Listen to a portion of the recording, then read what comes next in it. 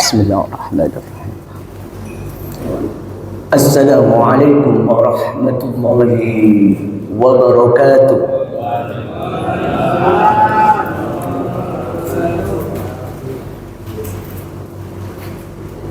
Bismillah, alhamdulillah, wa syukrulillah ala ni'matillah, wa bil walidaini ihsana. Asyhadu an la ilaha illallah wahdahu la syarika lah, wa asyhadu anna Muhammadan abduhu wa rasuluhu la nabiyya ba'dah. Allahumma salli wa sallim ala sayyidina Muhammadin wa ala alihi wa sahbihi wa man amma ba'd. Subhanaka la ilma lana illa ma 'allamtana innaka antal alimul hakim wa tub 'alaina innaka antat tawwabur rahim. Rabbi shrah li sadri wa yassir li amri wahlul 'uqdatam min lisani yafqahu qawli. Wa qala Allah ta'ala fi kitabihil karim, a'udzu billahi minasy syaithanir rajim. Bismillahirrahmanirrahim. Wa'budullaha wa la tusyriku bihi syai'an wa bil walidaini ihsana. Wa qala Rasulullah sallallahu alaihi wasallam, ridallahu fi ridal walidain wa sukhtallahu fi sukhtil walidain. Shadaqallahul azim wa shadaqa rasulul karim wa nahnu ala dzalika minasy syahidin. Para jamaah Masjid Al-Jihad yang dirahmati Allah Subhanahu wa ta'ala, alhamdulillah, di pagi hari ini kita diberikan kesempatan oleh Allah untuk talabul ilmi. Talabul ilmi fardhatun ala kulli muslimin wa muslimatin. Jadi menuntut ilmu itu merupakan kewajiban bagi setiap orang yang mengatakan dirinya muslim, seorang yang tunduk kepada Allah Subhanahu wa ta'ala.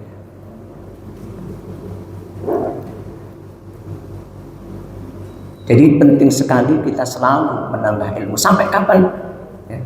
Minal mahdi ilal lahad. Mulai di momongan, ya, gendongan ibu kita. Menuntut ilmu itu berhenti kalau sudah mati, sudah kembali ke tanah, itu baru selesai. Jadi walaupun usia 70 tahun, 80 tahun, nuntut ilmu itu wajib bagi seorang muslim, ya. Jadi jangan malas untuk menuntut ilmu. Bahkan menuntut ilmu ini itu merupakan jalan menuju surga, ya. Man salaka tariqan yaltamisu fihi ilman sahhalallahu tariqan ilal jannah. Dan siapa yang berjalan untuk menuntut ilmu, maka Allah mudahkan jalannya menuju surga. Termasuk hari ini saya diamanai tema yaitu berbakti kepada kedua orang tua. Sangat miris sekali kita lihat di berita-berita di medsos, ya.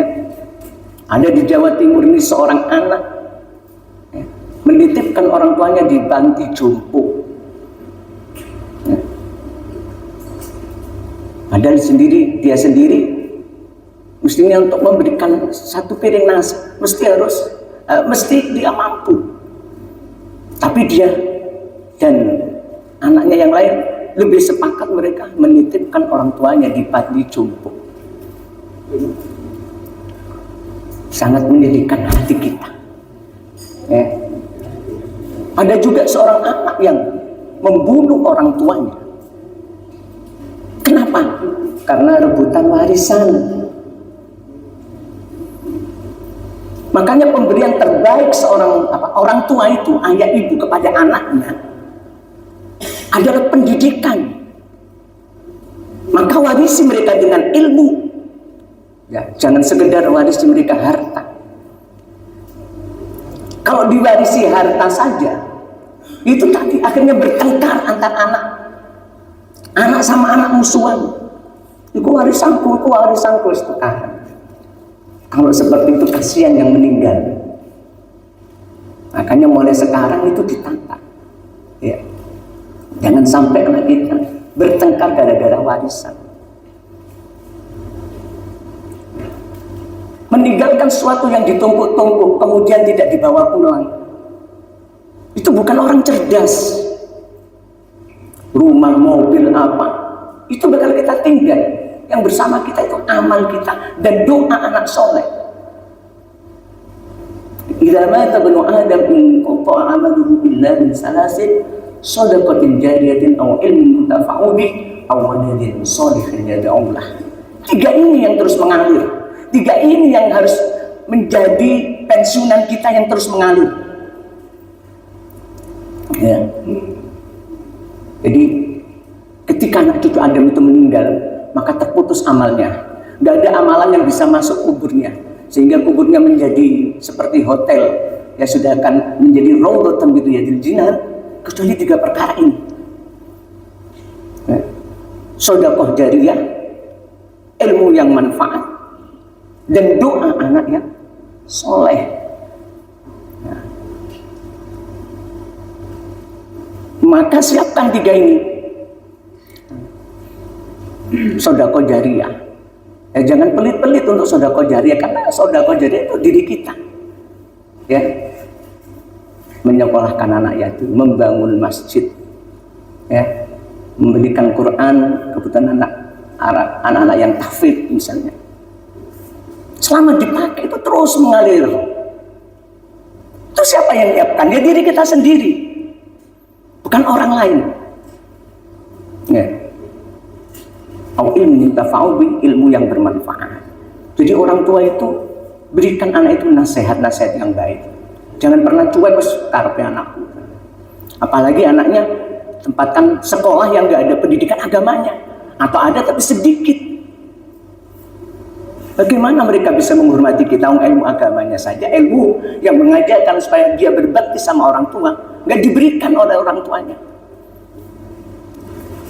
Ya. Karena ini awaladin sholihin, anak soleh yang selalu mendoakannya. Untuk memiliki anak soleh yang selalu mendoakannya ini tidak mudah. Ya. Perlu ilmunya, perlu pengajarannya, bahkan perlu teladannya. Ada makalah birru abaakum matabirru abnaakum. Ya. Hormatilah orang tuamu, niscaya anakmu akan menghormatimu. Anak itu akan melihat bapaknya, akan melihat ibunya. Ayah ibunya hormat gak sama orang tuanya? Ya kalau enggak, ya anaknya niru enggak hormat. Ya, naudzubillah. Kemudian kalau kita kenapa sih kita ini harus berbakti sama orang tua? Ada hadis singkat itu ya, yang biasa dibaca paling, ridallahu fi ridal walidain. Ridho Allah itu tergantung ridho orang tua.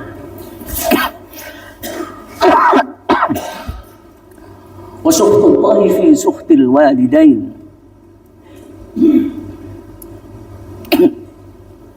Jadi wa sukhtullahi fi sukhtil walidain. Murka Allah juga tergantung orang tua. Hadis ini sangat penting sekali kita ajarkan kepada anak-anak kita. Dan seorang suami harus mengajarkan kepada istrinya tentang ini, birrul walidain ini. Kenapa? Karena ridho Allah itu tergantung ridho orang tua. Dan amarah Allah itu juga tergantung amarah orang tua. Ya, tentu amarah yang sesuai dengan ajaran Allah. Tapi memang menasehati anak itu kalau bisa jangan pas kita marah. Karena al-ghadban minasyaiton, amarah itu datangnya dari setan. Kalau nasehati anak itu pas ajak makan santai, ya, sedang berliburan melihat pantai, kita kasih nasihat anak.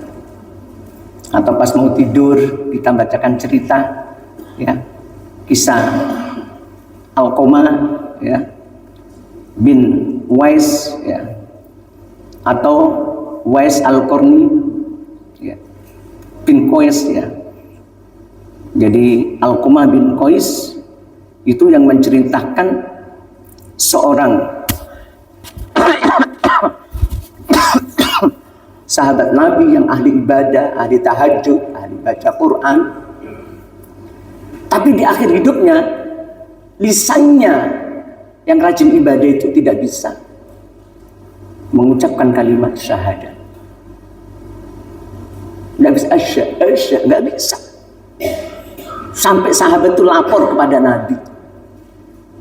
Nabi langsung mengatakan, dia masih punya orang tua enggak? Jadi ibunya Alqamah ini ada enggak? Ada ya Rasulullah. Coba tanyakan, mintakan ridhonya. Ya, Bu, anak ibu sekarang menghadapi sakaratul maut tapi tidak bisa bersyahadat. Ya biar, katanya orang tuanya. Pertama ucapan dia ingat, ya biar. Dia bilang apa? Biar dia. Dia itu cinta istrinya, anak-anaknya, tapi lupa sama saya. Nah, ini istri-istri ini juga nasihatnya. Jadi kalau suami Anda itu punya kewajiban, ya, secara mutlak untuk menghormati atau membahagiakan orang tuanya. Maka ketika suami Anda mau berkunjung ke mertua, ya jangan dilarang. Mertua Anda, ya, ayahnya suami.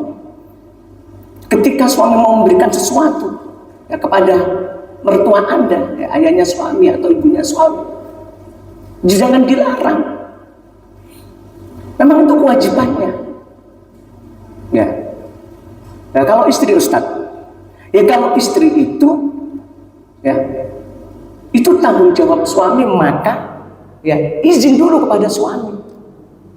Kok enak ya Ustaz? Ya memang ajaran agama seperti itu, tapi ya jangan, tidak boleh seorang suami ketika istrinya mau silaturahim ke ibunya atau ayahnya atau mertua kita, ya dilarang, ya tidak boleh.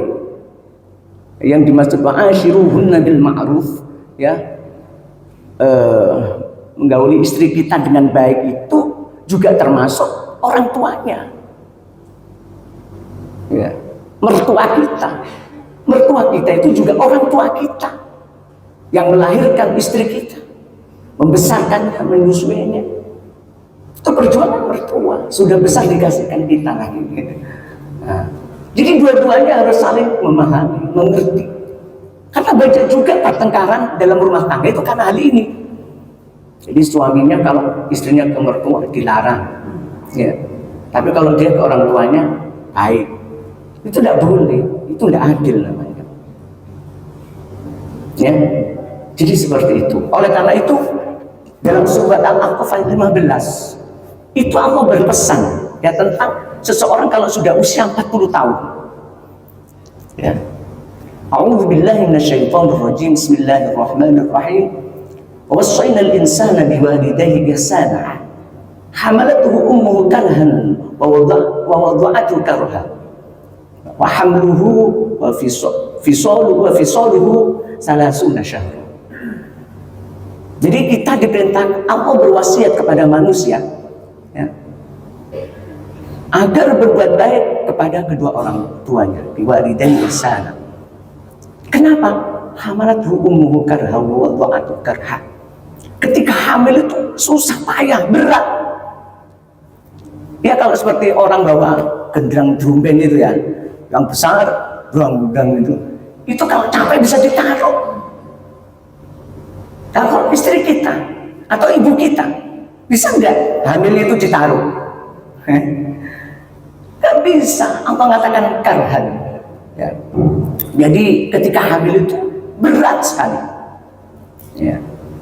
Nah, itu mama harus cerita sama anaknya supaya anaknya itu ngerti beratnya jenengan mengandung anak saat itu bagaimana.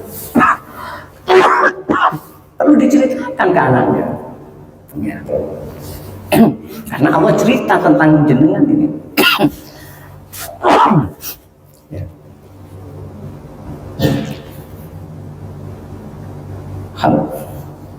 Terima kasih. Kemudian Wa wada'atu karha. Saat melahirkan juga begitu. Antara hidup dan mati. Ya. Ya bisa, kalau sekarang ini bisa operasi. Kalau dulu ini nggak ada operasi. Walaupun operasi, tapi istri saya itu operasi 5 tahun itu kalau kerjanya capek masih sakit. Jadi anak saya yang keempat itu ya, yang ketiga meninggal, istri saya sudah 5 tahun lebih kalau kerjanya capek sakit itu perutnya masih ada. Ya. Tapi tidak tahu sekarang lebih modern lagi. Tapi intinya dalam sejarahnya orang melahirkan itu sangat berat. Ya.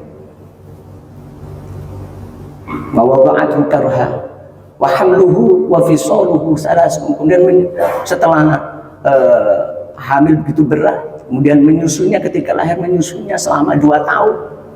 Ingat Bu, kalau masih bisa menyusui, disusui langsung, jangan diberikan susu sapi ya. Dalam penelitian, anak yang disusui oleh mamanya sendiri itu akan sehat walafiat. Kuat, daya tahan tubuhnya itu lebih kuat daripada susu ciptaan manusia yang bermacam-macam campuran itu, ya. Penting, ya. Dan manfaatnya besar. Ya, jangan nanti kalau menyusui anak cepat tua, siapa bilang itu? Tanya dokter yang ya ahli Quran juga, tanya supaya nggak salah jawabnya. Ya. Terus kata Allah, hatta idza balagha ashaddahu, ya. Hatta idza balagha ashaddahu wa balagha 40 sanah. Ya, ketika sudah sampai usianya pada 40 tahun, ya. Kenapa Allah berpesan pada orang khusus yang 40 tahun di sini? Sebenarnya Rasul-Rasul Allah itu ketika diperintah usianya kebanyakan ya ketika usia 40 tahun itu semestinya kedewasaan seseorang itu sudah harus matang usia 40 tahun. Ya. Jadi Allah berpesan khusus pada orang yang 40 tahun. Ya tentu lebih ke atas juga, tapi dari awal sini Allah berpesan seperti itu. Usia Allah mengatakan wa balagha 40 sanah. Ketika orang itu dalam rangka menghormati orang tua, ya, sudah usia 40 tahun, qala, orang ini berdoa. Dan artinya Allah perintahkan kita untuk berdoa ini. Ya. Qala rabbi auzi'ni an ashkura ni'mataka allati an'amta 'alayya wa 'ala walidayya. Ya Allah, beri aku petunjuk untuk mensyukuri nikmat yang Engkau berikan kepadaku, wa 'ala walidayya, dan kepada kedua orang tuaku. Ya. Wa an a'mala sholihan, dan bimbing aku untuk beramal soleh ya Allah, tardahu, yang Engkau ridhoi. Ya. Wa aslih li fi dzurriyyati, dan perbaiki ya Allah keturunanku. Ya. Inni tubtu ilayya, sungguhnya ya, aku bertobat kepadamu. Wa inni minal muslimin, dan aku tunduk kepadamu menjadi seorang muslim. Jadi ini pesan Allah kepada orang-orang yang sudah usia 40 untuk berdoa ini. Jadi pertama diperintahkan untuk orang yang sudah usia 40 itu banyak bersyukur kepada Allah, ya, atas nikmat, ya, mulai dari orang yang tumbuh sendiri, kemudian punya istri, punya anak, dulu gak masih kos terus punya rumah, itu nikmat Allah semua yang sering juga kita lupakan, ya. Jadi Allah berpesan dengan nikmat yang Allah berikan pada kita, kita bersyukur. Tidak hanya kita saja, tapi wa 'ala walidayya, dan kedua orang tuaku. Masih harus ingat orang tua. Kenapa sih Allah ingatkan di usia 40 ini kok untuk mengingat orang tua? Kebanyakan orang yang sudah berumah tangga usianya 40 itu, ya, ini artinya sudah berumah tangga, itu biasanya lupa sama ibunya. Apalagi kalau ibunya jauh. Lebaran pun juga tidak pulang, padahal dia punya uang. Anaknya pun tidak pernah diajak silaturahim ke ayah ibunya. Na'udzubillah. Asik apa asik? Dia mencintai istrinya, istrinya yang cantik, anak-anaknya yang tampan-tampan, bahkan cucunya yang cantik-cantik. Maka Allah tegas mengingatkan di sini. Saat seperti itu, doa untuk dirimu dan doakan orang tuamu. Ya. Wa an a'mala sholihan tardahu, dan bimbing aku ya Allah untuk beramal soleh yang Kau ridhoi ya Allah. Ya, artinya Allah ingatkan kita hidup itu sementara, Ayo, ambil bekal sebanyak-banyaknya. Ya. Makanya perintah badiru bil a'mal ay a'mal sholihat ya. Cepat-cepat kamu beramal soleh. Kenapa saya harus cepat-cepat? Seperti wasari'u ila maghfiratin. Ya, bersegeralah untuk mohon ampun ya kepada Allah. Kenapa harus cepat-cepat? Kok tidak santai-santai aja bertobat? Kok tidak santai-santai aja beramal soleh? Ya. Karena kematian itu juga bisa cepat datangnya. Jadi kalau ajal itu datang, ya nggak bisa maju, nggak bisa mundur. Yastakhirun sa'ata wa yastaqdimu. Jadi kalau ajalnya datang nggak bisa maju, nggak bisa mundur. Kalau mati ya mati. Ya. Orang lagi di wisuda itu bisa mati. Orang pas jadi pengantin itu juga bisa mati. Orang yang lagi nyanyi-nyanyi itu juga bisa mati. Jangan coba lihat apa judul saat manusia mati, macam-macam di YouTube tuh macam-macam. Itu pelajaran untuk kita ya. Wa aslih li fi dzurriyyati, dan perbaiki keturunanku ya Allah. Jadi Allah berpesan supaya punya anak jangan main-main dalam menerima amanah Allah untuk mendidik anak. Ya. Jangan mentang-mentang sekolah anak gratis terus. Padahal dia punya uang untuk salah satunya lah anaknya dipondokkan itu. Dia punya uang itu, tapi dia milih beli mobil, beli rumah lagi, beli mobil lagi. Anaknya nggak ngerti agama atau sangat minim sekali.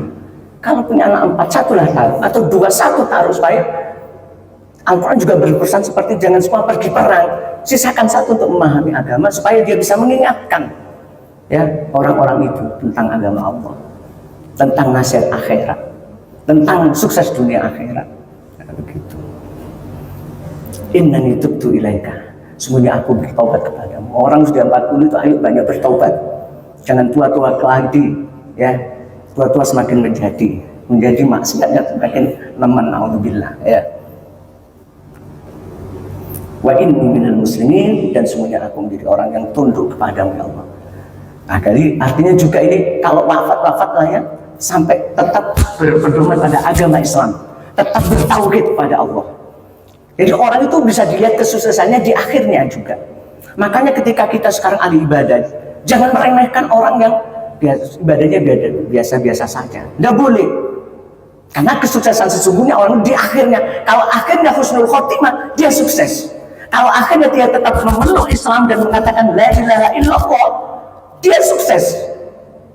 Walaupun dulunya ahli ibadah, tapi di akhir hidupnya terus husnul khotimah, naudzubillah. Makanya orang ibadah tidak boleh meremehkan orang. Ibadah itu yang penting hatinya ini bersih. Ya, salahkan diri sendiri. Ya. Jangan pernah nyalakan orang lain. Inilah renungan singkat kita berbakti kepada orang tua. Jadi di usia 40 tahun ini Allah perintahkan kita untuk banyak bersyukur ya, menghormati orang tua dan tetap ingat orang tua walaupun kita punya istri yang cantik, anak yang ganteng-ganteng. Ya, jangan dilupakan orang tua kita, mertua kita juga termasuk.